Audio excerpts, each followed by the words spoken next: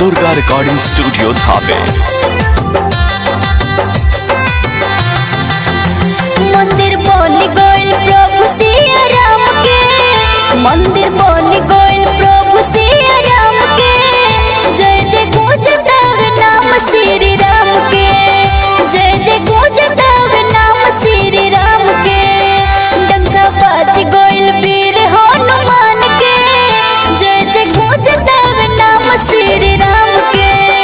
जय जय गूंजतावे नाम श्री राम के।